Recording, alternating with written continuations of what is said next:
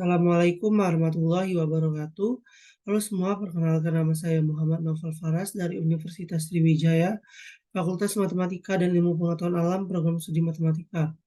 Di sini saya ingin menjelaskan kepada teman-teman sekalian itu cara cara membuat deskripsi dan kemudian saya akan menampilkan flowchart yang telah saya buat. Langsung saja kita buka.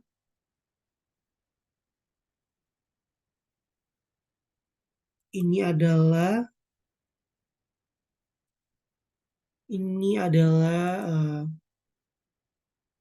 deskripsi dan juga flowchart yang telah saya buat ya. Di sini saya akan mulai menjelaskan. Di sini ada pernyataan kondisi itu dari soal di mana kita menentukan jumlah dari jumlah jumlah dari apa dari menentukan jumlah bus atau minibus yang digunakan dalam sebuah tur ya. Di sini kita akan membuat sebuah deskripsinya. Ini telah saya buat ya deskripsinya. Kita langsung bacakan saja.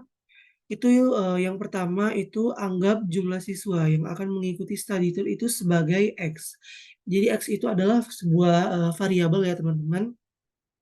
Kita anggap jumlah siswa itu X ya. X ini adalah jumlah siswa yang mengikuti sebuah study tour tersebut.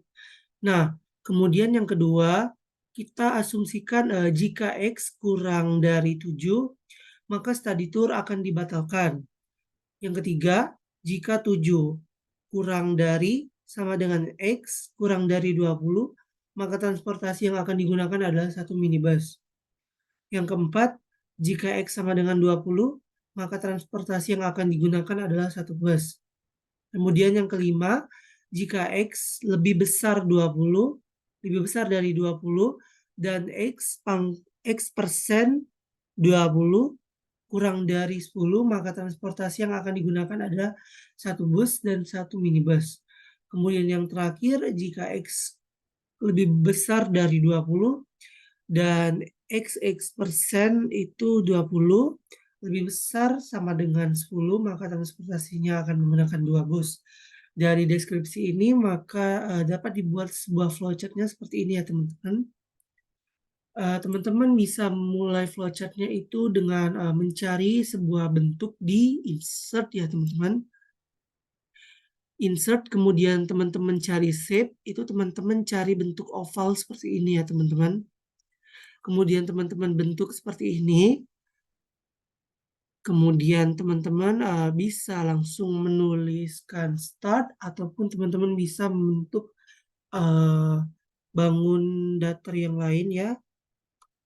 Tapi di sini saya membuatnya itu bangun datar terlebih dahulu, kemudian baru nama dari isi dari bangun datar tersebut ya.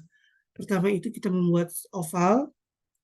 Di sini teman-teman bisa mengubah warnanya sesuai dengan keinginan teman-teman ya.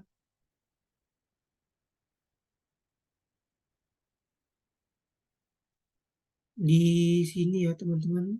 Sebentar.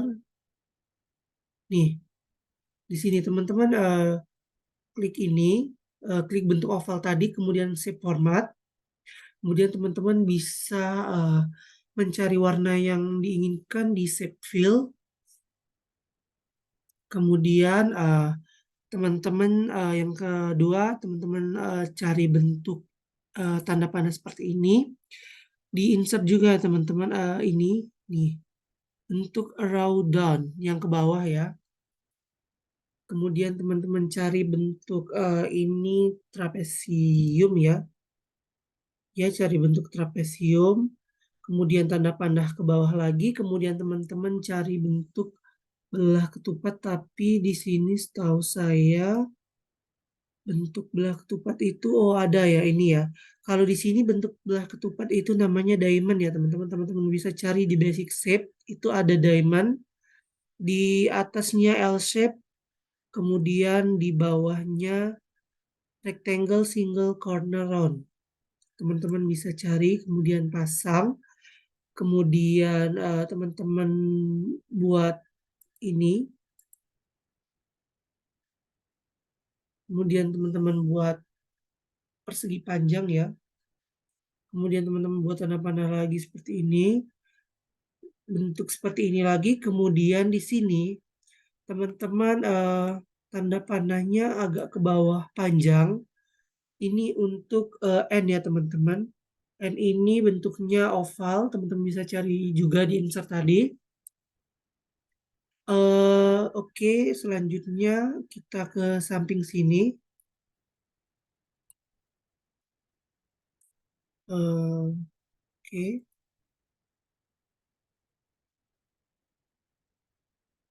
kita lanjut dari ini ya. Kemudian X20 ini teman-teman cari tanda panah itu teman-teman bisa gunakan yang daun tadi ya teman-teman. Lalu teman-teman putar ke samping. Kemudian teman-teman bentuk lagi belah tepat seperti ini. Kemudian teman-teman cari atau misalnya teman-teman buat tanda panah. Itu tanda panahnya ini diperlukan ada tiga, ada empat ya, satu, dua, tiga, empat. Di sini teman-teman bisa membuat tanda panahnya dengan bentuk ke atas, kemudian ke bawah, ke samping. Kemudian teman-teman ini adalah bentuk dari sebentar saya kecilkan lagi ya ininya terlalu ini ya.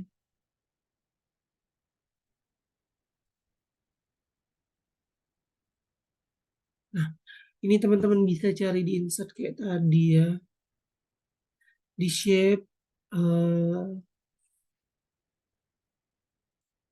ini teman-teman bisa pakai bentuk tanda panah yang ini ya, ataupun teman-teman bisa cari ini atau ini, terserah teman-teman ya. Yang penting teman-teman bisa menyesuaikan dengan struktur dari flowchart tersebut. eh Oke, di sini kita buat garis. Buat garis ini sangat gampang ya teman-teman. Teman-teman bisa cari di insert juga, kemudian di shape, kemudian teman-teman cari bentuk kayak gini, line. Artinya garis biasa line ini cari di recently use shape atau di lines ini ya. Nah, di sini yang pertama ini. Teman-teman bisa bentuk seperti ini ya. Seperti yang telah saya buat ini. Nih,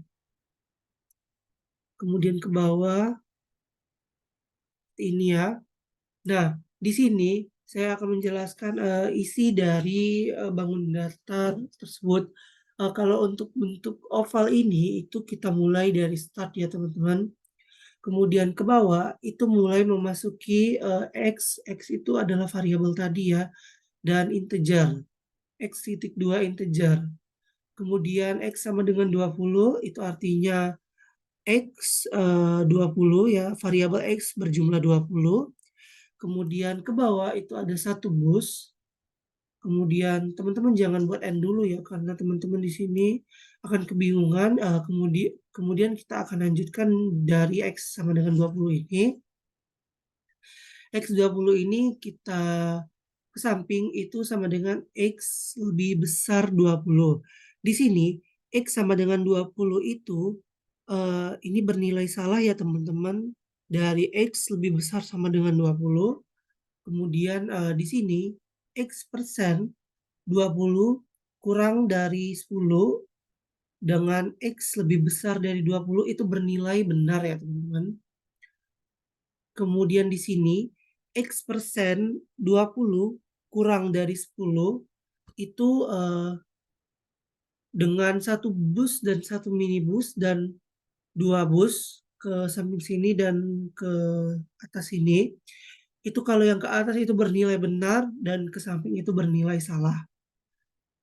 Kita beralih ke bawah lagi.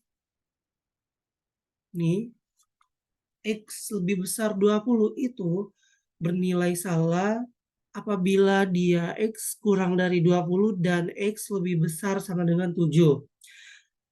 Ini X kurang dari 20 dan X lebih besar sama dengan 7, itu akan bernilai benar jika dia dibandingkan dengan satu minibus, dan akan bernilai salah jika ada sebuah tur yang dibatalkan. Seperti ini ya teman-teman.